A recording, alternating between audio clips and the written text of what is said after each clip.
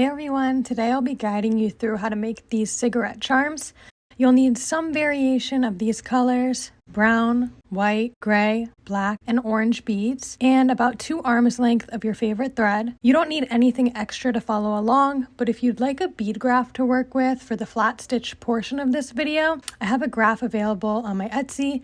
It's a nice add-on if you want an extra visual guide, and you can find it in the link below. I'm going to be working this pattern in an even count flat peyote stitch. For the first step, we'll start by adding our base beads to the thread. Go ahead and string on 12 brown beads, 24 white beads, and 2 gray beads. This will set up the foundation for our design, so make sure you have them in the correct order before moving on to the next step. I'm going to be working in even count peyote. To do this, flip your working thread toward you at the start of every row and skip every other bead. Make sure the colors line up until you have 10 beads horizontally across the top and bottom, like this picture. Take your time. I recommend using the bead graph if you want to get the same gray pattern as me. If you're more comfortable working in brick stitch, I'll have a graph formatted for that as well.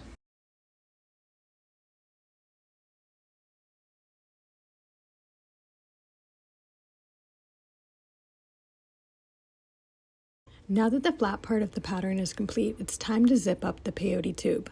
To do this, bring the 2 edges of your beadwork together, aligning the rows. Then weave your thread through the alternating beads that are sticking up, pulling it tight as you go. This will close up the tube and give it a nice seamless finish.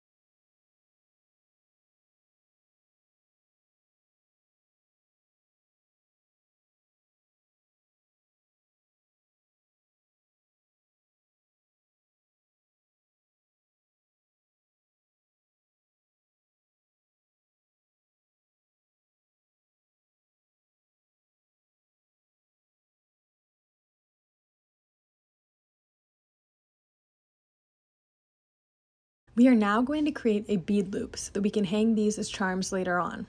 If you haven't already, remove your stopper bead now.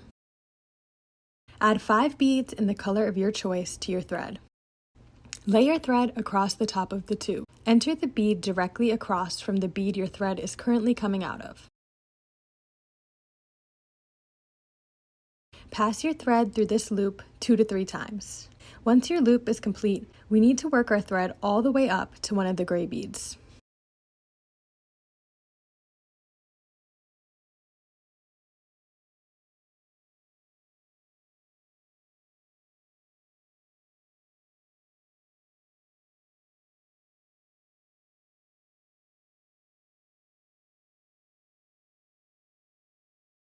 Now that your thread is coming out of the top of one of the gray beads, we can start creating the first row of ashen embers. For this row, you're going to need 5 black beads. As you add each individual bead, we will be skipping every other thread bridge. Notice how the beads are now laying horizontally.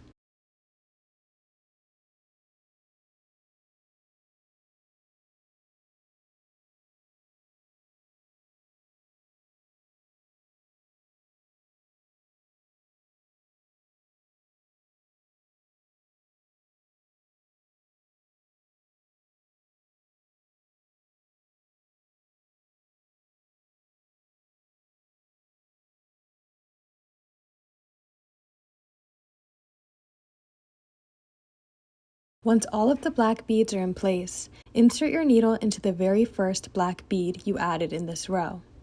This step is called working up. It's going to prepare us for our next row. Next, we'll repeat the same technique, but with orange beads. This time, we're placing each orange bead in the spaces between the black beads from the previous row.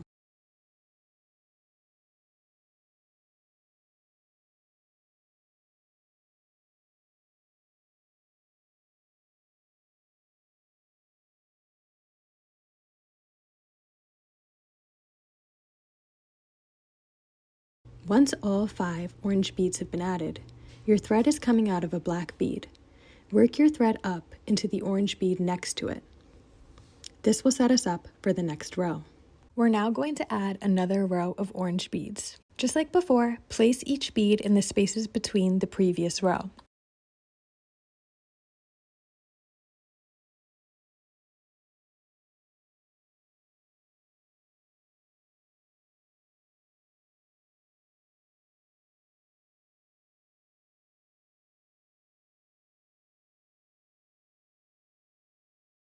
Once you've added all 5 beads, we will loop our thread through the entire row.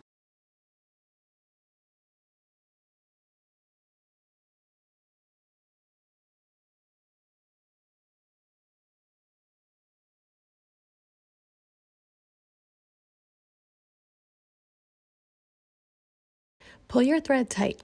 This will help cinch the beads together and set us up for our final bead. We will now be adding our final bead. Start by picking up one orange bead. Next, identify the bead directly opposite of the one your thread is currently coming out of. Cross your thread over your work to locate this bead. Then, pass your needle right through it. This will secure the orange bead in place. Now, thread back through the orange bead you just added to tighten it.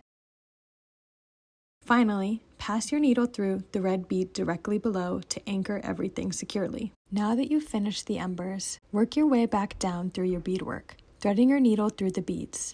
As you go, make sure to secure knots along the way to keep everything in place.